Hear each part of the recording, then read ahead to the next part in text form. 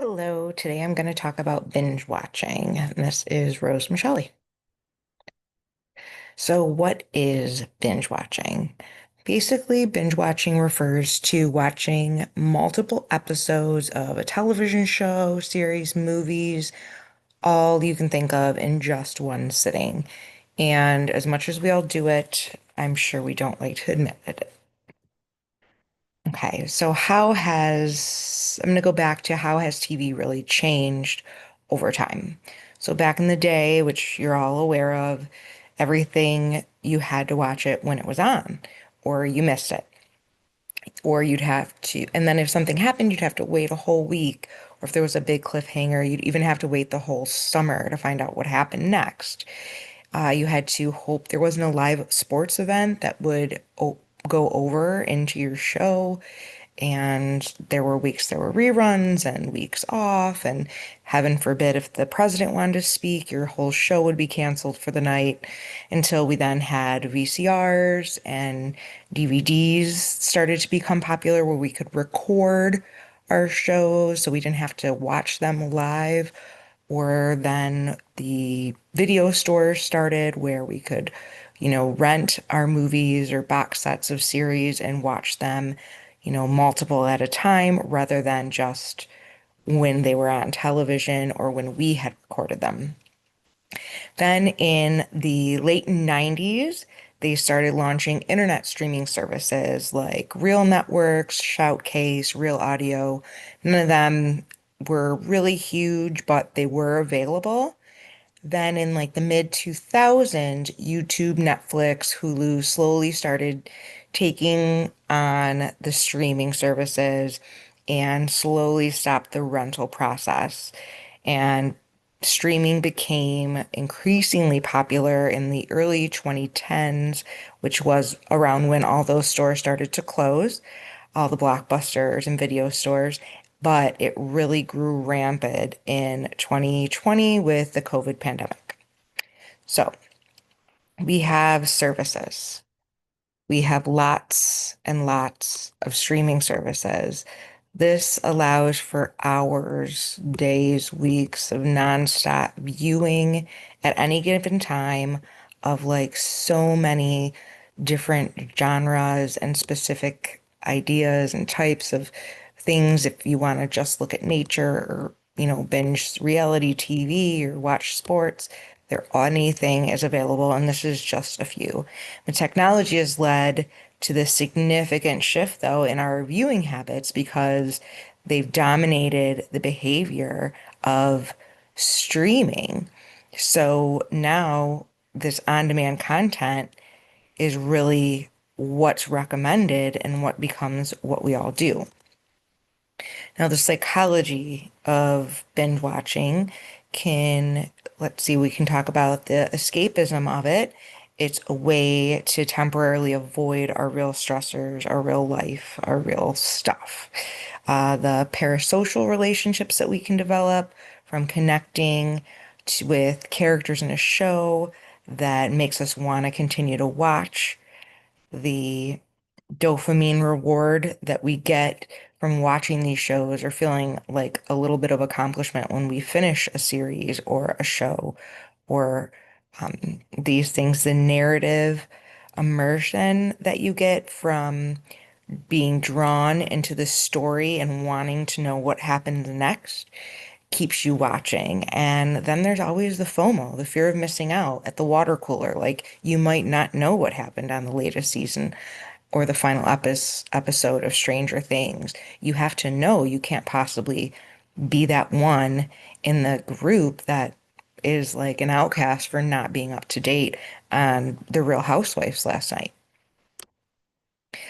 So the social and economical implications that go along with that is that a lot of it for binge watching, it's become normalized. Streaming services make binge watching seem so common and like a celebrated form of entertainment. Moving away from that traditional having to wait, now you can get a whole season or, four episodes, or I can wait till the show's over and then watch them all at once. And there's also, though, guilt, the feeling like you're being unproductive because you're just sat and binge watched 6 hours of Friends. Then there's even the stigma that also clashes with our neoliberal ideology that prioritizes work and productivity. Because if I'm sitting all day, I ain't getting much done. And the economic factors of the flat rate pricing, like that monthly fee's coming if you watch it or not. So they're getting their money if you watch 1/2 hour show or 80 hours that month. And then the which is the binge model of um, the next episode has to do with the revenue model, sorry, is the binge mentality, the revenue model of they ask you, hey, let's just keep going. At the end of this episode, I'm just going to start another one. It just keeps you engaged rather than thinking, oh, this episode's over, I'm going to get up. Nope, I'm just going to keep going because it does it for me. Then there's also for the consumer, the cost opportunity where if I know I'm not really watching like a streaming service a lot, I can always shut it off, turn it on in a few months when a few episodes build up of it, like when a few series build up rather, where now I can watch them all at once because I want to binge them. I don't want to just watch a couple at a time. And there's also the capitalism ideology that encourages the endless consumption, like the assumption that binge watching encourages the continuation of needing to have more and more and more, and that endless need for the next episode, the next great show, the next great movie. I need to watch them constantly. Then there's the platform capitalism, which is the rise of the streaming service has created this new model where platforms offer like this huge library of content for a low fee, making it so easy for me to binge watch and so easy for us to just keep viewing. It also captures our leisure time, where the more leisure time we spend doing this, it turns into, we're giving it to these consumers. We're not using it for ourselves. We're giving it back to these corporations. And then there's also the fact that it's linked to surveillance capitalism. When they see what you're watching, they the streaming platforms are taking your data to get you to watch other things. That's why it'll say, "Hey, we saw you watch this. Maybe you'll like this." And then it gives you, 50 options of shows that, hey, maybe I should try. But then let's go into the other factors, like the mental health of it, your health and well-being. There's many studies showing that these excessive binge watching can be associated with anxiety and depression and fosters I think thoughts of worthlessness. It's physical health. It's because you're not moving. You're in like a sedentary. So I can't talk.